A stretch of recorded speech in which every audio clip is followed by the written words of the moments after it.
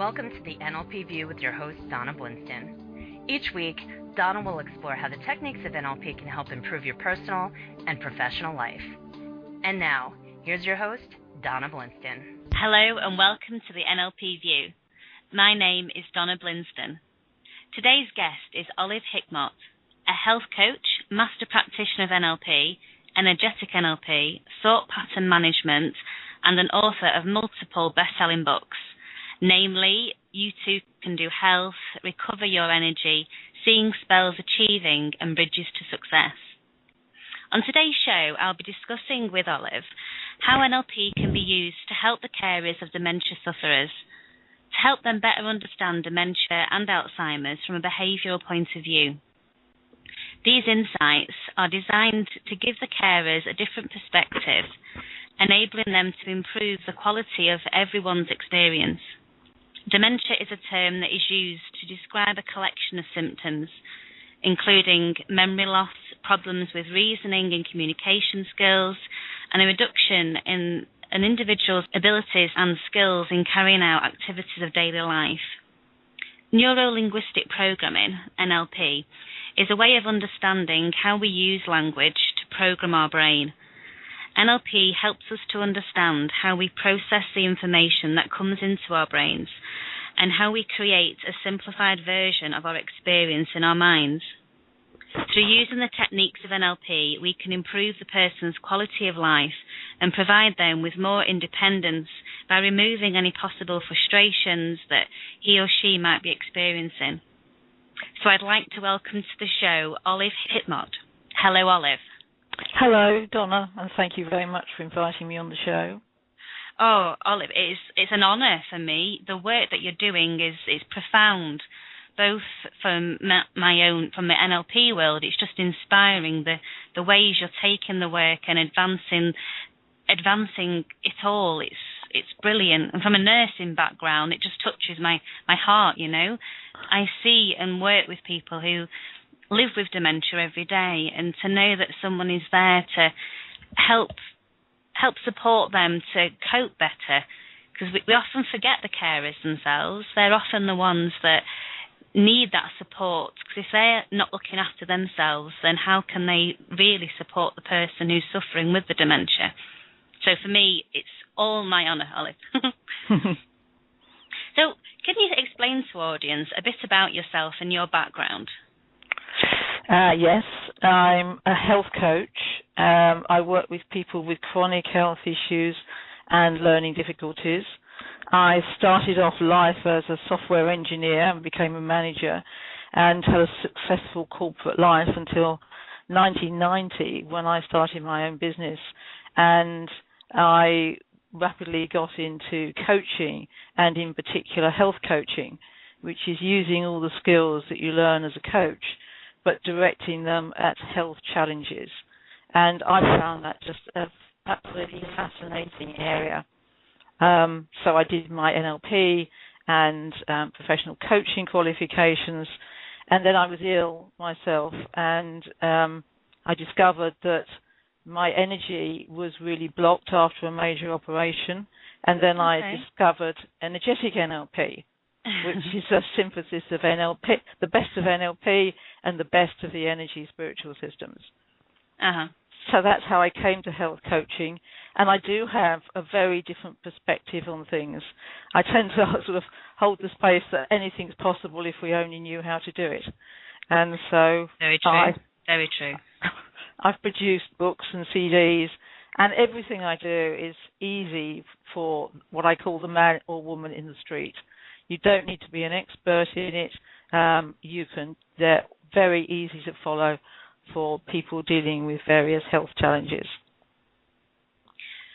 That is one thing that is very important to me. It's the ability to be able to remove the psychobabble, for a better word, that's attached to things. Because I think people are often scared off and they don't use things that could benefit them because they think it's going to be complex or in too much detail, or it's not going to be able to relate to them.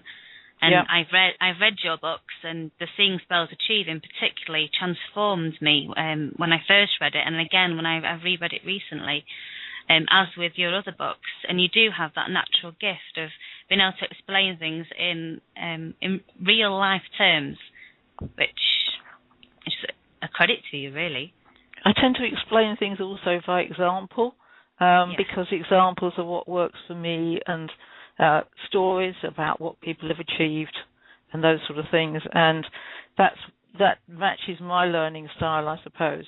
And people always find lots of stories really, really sort of inspiring, and also enables them to think, oh gosh, I could do this. Mm-hmm. Yes. Can you explain where you started your journey into looking at how you can use NLP for the carers of dementia patients, but also for the dementia patients themselves? How was it that you started along those lines? Yep, absolutely. I can remember it very clearly. I was doing my NLP training, and I met a guy who was also another student, who by the name of Peter from Dementia Cares, and we had breakfast together one morning, and he was telling me about his work, and I was learning NLP at the same time, so we were in the middle of this course, and I'm going, but actually we can use the NLP tools that we're learning every day on this course and sort of put them into slightly reverse, and I'll explain to you what I mean about that later.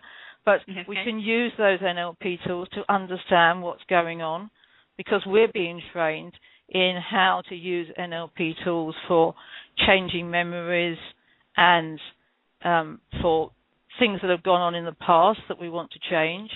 And quite suddenly I realized we've got this whole group of people who were living in the past and were permanently there.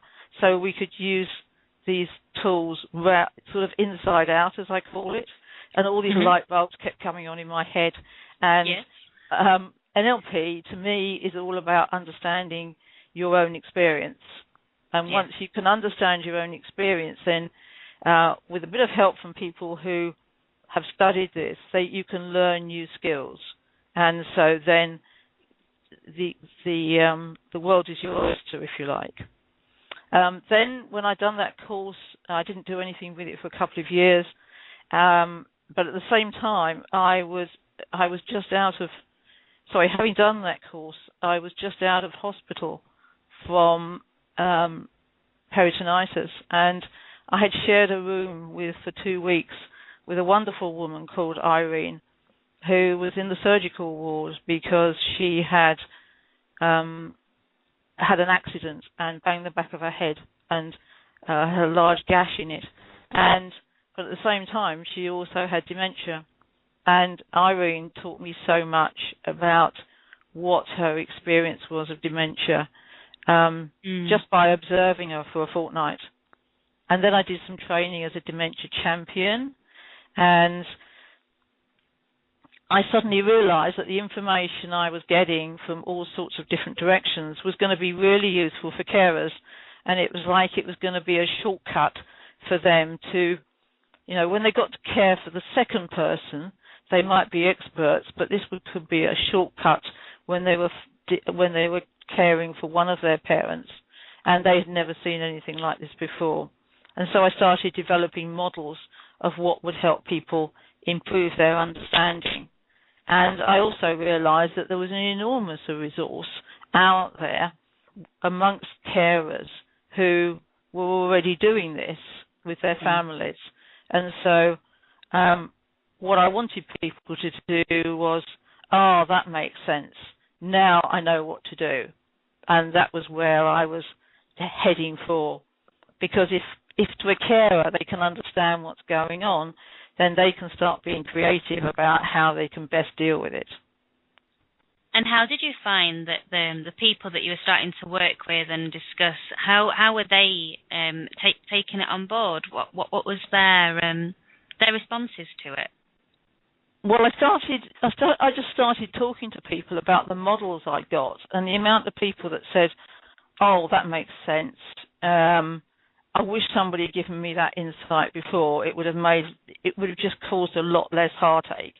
And I suddenly realised that the more we could do that, and the more we could feed back good ideas, then the more we could help the carers, and in turn, the more that helps the people who were struggling with dementia. And so we were sharing information that works, if you like. And this was nothing to do with sort of brain chemistry and degeneration. This was about behaviour. And in my experience, people have said to me here that the doctors are incredibly articulate about what's happening to my family, but it's all about science, and it doesn't relate to what I'm dealing with on a day-to-day basis about somebody who won't eat, for example. And basically what I was trying to do was to help people improve the quality of life for themselves and the people they were caring for in the autumn of their life, essentially. Would you mind sharing one of those models with the audience so that they can get a feel for the models themselves? Yeah. One of the first models, and this is slightly difficult to do on the radio, so what I want you to do is to imagine a 4-drawer filing cabinet. And you may have heard this analogy before, but it's quite useful. And so in the bottom drawer of the 4-drawer filing cabinet, you have all the information about when you were 0 age, when you were just born, up to 20 years old, say. In the next drawer up, you have 21 years old to 40. The next drawer up, you have 41 years old to 64, and in the top drawer, you've got 65 years old to today. That's just an example of the numbers to give you an idea of the 4-drawer filing cabinet. Now, all new information tries to come in the top of the drawer of the filing cabinet. But if you have been dealing with dementia for some period of time, let's assume that you haven't really got access to the information since you were 65 until today. So all new information will try and get into that drawer of the filing cabinet, but will be rejected, so it goes on the floor. And one of the things that people often say, one of the things that I've so often heard is people ask how old they are continuously. Well, when I was in hospital with the wonderful Irene, she had this question on her lips most of the day. And, of course, I was getting over a major operation, so I hadn't got anything to do. And I do appreciate that's not the same place that the average carer is, but I've got all the time in the world. And she used to say to me, how old am I? And I go, now, Irene, when were you born? So I got her to remember from the past. And she came out with something like 1910 or something. And I go, okay, Irene, it's now 2005 or something. So, therefore, you are whatever age she was. And she went, thank you very much. And of course 2 minutes later she would ask me the same question, and we'd go through this whole thing again. And the really interesting thing I found was that after 2 or 3 times, or maybe even 4 or 5 times, she would start to look at me and go, I have asked you this question before, haven't I? And I go, yes, with a smile. Mm-hmm. And that satisfied her, because she knew she'd got the information. But I was tapping into what she knew. The one bit of information she always knew was when she was born. Never failed on that. But of course, the new information, if you think how old you are, that changes every year. So that's always new information. Yeah. And so that gets destroyed and lost. You can't access it. And what happens with your brain is that you lose the most recent information first, as I think probably most people who are caring for people with dementia realize, that it's all the new information that's going. Now, that model, that really simple model, leads to some really interesting insights, because let's take for a minute that you were married in the second filing cabinet, which is 21 to 40 years old. So you still know you are married, and the pictures you have of the person you are married in your visual recall, your imagination, are probably pictures from the age of 20 to 60, something like that. So the people who don't recognize their spouse anymore is because the man, let's say a man, standing next to you at the bed doesn't look like the pictures you can remember from when you were 20 to 40. He's in the 65 filing cabinet, and those pictures of him are lost. Yeah. And so that becomes a really, really scary event in your life. And so another one that can happen is that you know you've got grandchildren, and of course, what do grandchildren do? They have a habit of growing up very fast and changing. And what happens is you don't recognize the grandchildren that come in to see you, but you know you've got grandchildren, so that gives you a horrible sort of disconnect and fragmentation of your memory. I think that model in itself is amazing. That it explains so much, and I think as a carer and to be that person who's there at the bedside who isn't being recognised can be so emotionally draining, and it's almost from an identity point of view of the carer, it's taken away their sense of identity because that person isn't recognising you. And even though logically they'll understand it's the dementia, they'll still be wanting the mum or the dad or whoever it is to recognise them when they walk into the room in the same way that they used to. Absolutely. So for the carer to be able to understand that, they do know you, they do know who you are, and the memories from the past are there. It's just not the pictures of today relating to the memories of the past. Absolutely. Will help seal so many of those daily things that can grind on you.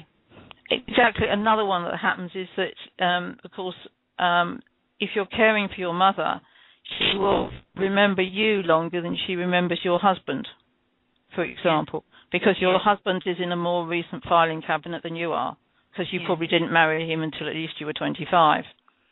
And so if mum suddenly doesn't like husband because she doesn't know who he is, that creates another loss of emotion in the carer, and thinking, oh, well, she doesn't like him anymore, this is terrible, and be more inclined to dump somebody in a home because they're fighting with your husband, and you need all the support you can get from your husband.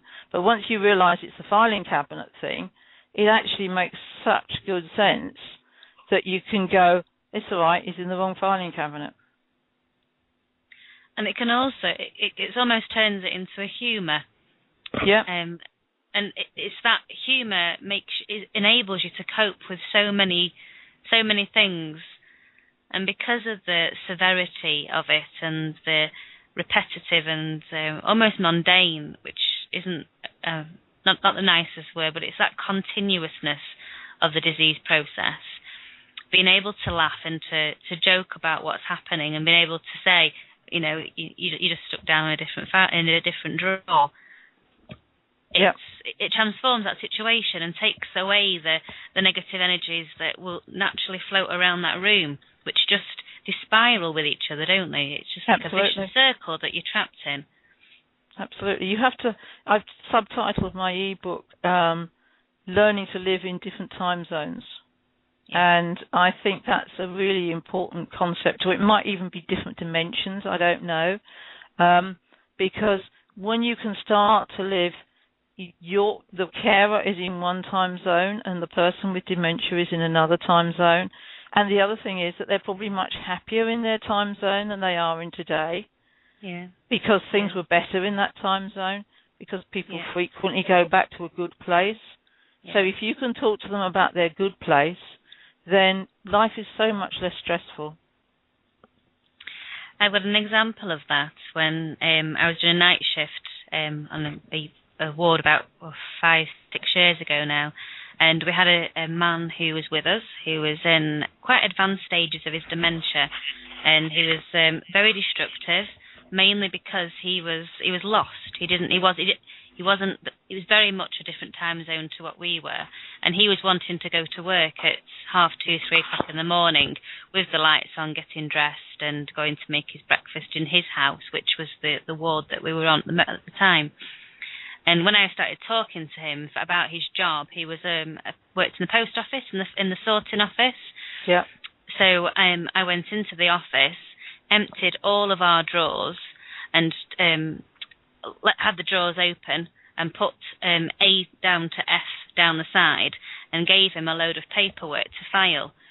And whereas the previous night staff had had horrendous shifts basically arguing with him to go back to bed and trying to coerce him back into bed, whereas him as an independent man, who very proud, enjoyed his job, not wanting to be told what to do by younger people, was having previous problems, I was able to just let him sit in the office, and he very quickly sorted through all of our paperwork and was happy as Larry. And because he'd been there for 2 or 3 hours, he was quite happy then to go and have a brew and a rest back in his bed at about 4:30 in the morning. Great. And it took that acknowledging that he was in a post office, because that was his reality, regardless Absolutely. of the fact that my reality was it was 2:30 in the morning and there's another 29 patients on the ward. What I always say to people is that they're nearly the patients are nearly always right, but they're in the wrong time zones. Yeah. And it's one of the skills that they teach us in NLP, is to be able to build rapport with the individual, come from where they're coming from, and pace them, so that if they're in a different reality, is that you join them in that reality. And that's how you will improve communication with them. If you insist on them moving into your reality as a sharp shock, they won't be able to do it. And that is the same with anybody that we're working with using NLP as a therapy. It's one of my favourite questions that that's within LP is of what has to be happening in their world for what they're saying to make sense. Yeah.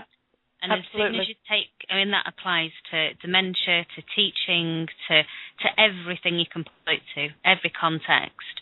As soon as you can step back from where you are and take yourself out of that situation and acknowledge that something must be happening for that person to be responding in that way. Absolutely. Take that second position. It transforms the communication and that respecting that other person. I think once I tell people they're going to be the patient's going to be right, and you just got to get used to this, and just be curious, because in some time zone or another they are right, and once they start actually going down that curiosity route, the whole world changes for them, completely opens up. I talked to somebody recently whose father lives in the north of England somewhere. And he said he was having real problems talking to him. And he said, whenever we went to see him, it was getting more and more difficult. And after he talked to me, he said, okay, fine. I know he's an expert on something or other. I can't remember what it was. And he said, I'll just talk to him about that all the time. And it absolutely transformed his relationship with Dad.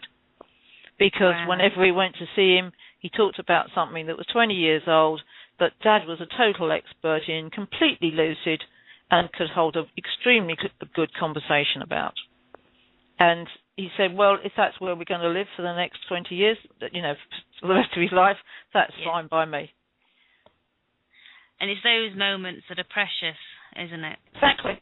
And he said he improved his relationship with his dad because, Dad's talking about his specialist subject, basically. Yeah.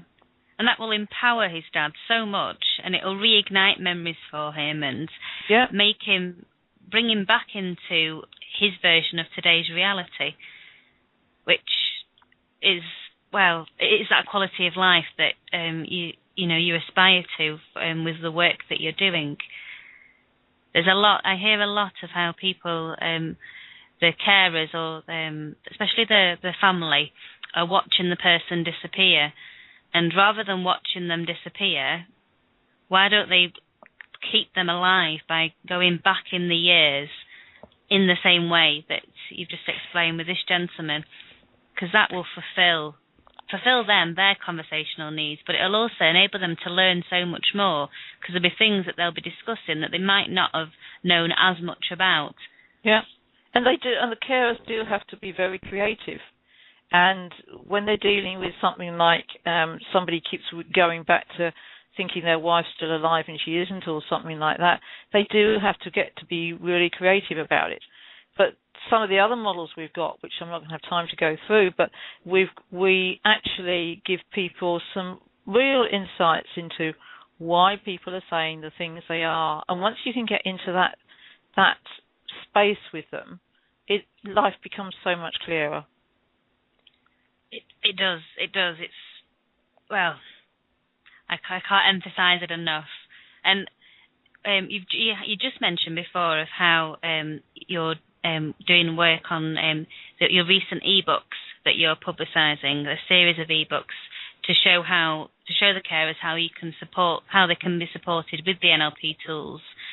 I believe it's the first 50 that sign up free before December. Yes. Can you tell our audience more about them? Yes, and where certainly. they can get hold of them and your certainly. details. I'm actually doing one ebook on dementia, and you can find it at www.dementia.simpleskills.co.uk. And I'll repeat that again in a minute if you haven't got a pen. But it comes out in installments. And what I'm finding is that I send out installments of it, and then I get much more information back from carers and their feedback. And so then there's even more information for the next instalment. I think it will probably go on forever, the rate I'm going at the moment. And it's a very interesting example of true generative collaboration between me and the carers. And the carers have got such a wealth of knowledge that it really is a shame that everybody has to start again from scratch with their own loved ones. So I look at this as being the quick start idea. And brilliant.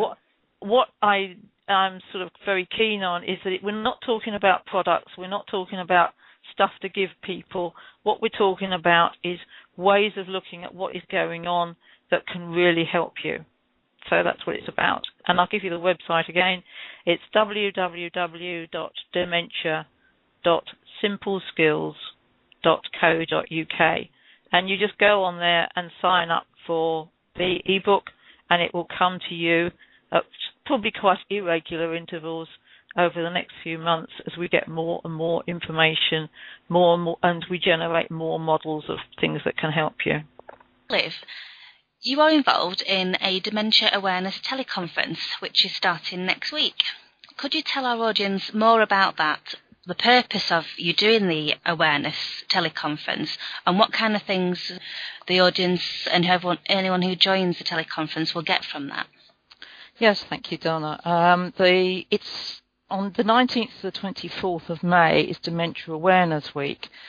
And a number of people lots of people have been working on various different aspects of helping carers. So what we've done is in the conference is brought it together and offered to the audience 10 talks with scheduled over the course of the week or the 6 days.